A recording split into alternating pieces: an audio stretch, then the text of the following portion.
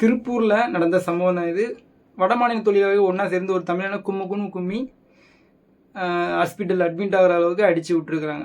அதை பார்க்கும்போது ரொம்ப கவலையாக இருக்குது. என்னடா இது, நம்முடைய தமிழ்நாட்டுக்கு வேலைக்குன்னு வந்தவங்க நம்ம தமிழர்களே அடிக்கிறாங்களா அப்படிங்கிற ஒரு கவலை இருக்குது. அப்போது நம்மளும் மற்ற மாநிலங்களுக்கு வேலைக்கு போகிறோம். நம்ம அங்கே வேலைக்கு போகக்கூடிய இடத்துல நம்ம ஒருத்தனை அடிக்க முடியுமா? கை நீட்டி குரல் எழுப்பக்கூட முடியாது, நம்மளை பிரித்து மேய்ஞ்சிருவாங்க. ஆனால் இங்கே அப்படி இல்லை, உரிமையாக நம்மளை பிரித்து மேய்கிறாங்க. இப்போ இதுவே ஒரு தமிழன் வடமாநில தொழிலாளி அடிக்கிறான் அப்படின்னா நம்மளே இறங்கி அப்போ என்னடா நீ செஞ்சுறது தப்புன்னு சொல்லிட்டு அவனை பிடிச்சி காவல் நிலையங்களை ஒப்படைச்சி மறுபடியும் அது நடக்காத அளவுக்கு பண்ணணும். அதில் எந்த மாற்று கருத்தும் இல்லை. ஆனால் அதே சமயம் வடமாநில தொழிலாளர்கள் இங்கே தமிழர்களை தாக்கும்போது எந்த மாதிரியான முன்னெடுப்புகள் எடுக்கப்படுது, சட்ட ரீதியாகவும் சரி எந்த மாதிரியான நகர்வுகள் இருக்குது அப்படிங்கிறத நம்ம பார்க்குறோம். அப்போது நமக்காக ஒருத்தன் முன்னே நிற்கக்கூடிய ஒரு தலைவன் இல்லையா அப்படின்னு நினைக்கும்போது ரொம்ப கவலையாக தான் இருக்குது.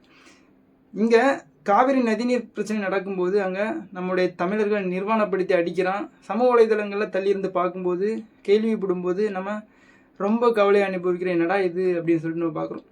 கூலிக்கு மரம் வெட்ட போனவங்கள சுட்டு கொள்கிறான், குருவியை சுடுற மாதிரி. நமக்கு கேட்க யாரும் இல்லை, நம்மளுடைய கண்ணீரை துடைக்கிறவோ நமக்காக ஆறுதல் சொல்லவோ இனிமேல் இது மாதிரியான சம்பவங்கள் நடக்காதுன்னு சொல்லவோ இங்கே நமக்கான தலைவர்கள் இல்லை.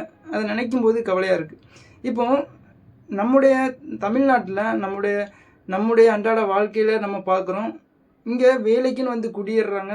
அவங்களால நம்ம தாக்கப்படும் போது நம்ம கூட நின்று ஆறுதல் சொல்லவோ இல்லைன்னா இது மாதிரியான சம்பவங்கள் இனிமேல் நடக்காது அப்படிங்கிற ஒரு சொல்கிற தலைமைகள் இங்கே இருக்காங்கன்னா இல்லை. தமிழ்நாட்டில் 1.5 கோடி வடக்கர்கள் இங்கே வேலைக்கு வந்துட்டாங்க, வாக்குரிமை பெறுறாங்க, நிலங்கள் வாங்குறாங்க, இங்கே தொழில்கள் பண்ணுறாங்க, சந்தோஷமாக இருக்கிறாங்க. நம்ம தமிழர்கள் இங்கே கூலியாள்களாக மாற்றப்படுறாங்க.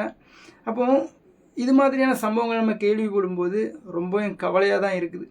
அப்போது தமிழ்நாட்டில் ஒரு இன்னர்லைன் பெர்மிட் அப்படிங்கிறது மூலமாட்டோ இல்லைன்னா சொத்துக்கள் வாங்கக்கூடாது, வாக்குரிமைகள் கிடையாது அப்படிங்கிற ஒரு சட்டங்கள் கொண்டு வரது மூலமாக தமிழருடைய வாழ்வாதாரம் அவங்களுடைய உரிமைகள் பாதுகாக்கப்படும். இல்லை அப்படின்னா நம்ம சொந்த நிலத்திலேயே அகதியாக மாற்றப்படுவோம். நமக்காக இங்கே குரல் கொடுக்கறதுக்கு இங்கே தலைவர்கள் கிடையாது. நம்முடைய மொழியை புரியாதவன் எப்படி நம்முடைய இறைவனாக இருக்க முடியாதோ நம்முடைய வழியை உணராதவன் நம்முடைய தலைவனாக இருக்க முடியாது.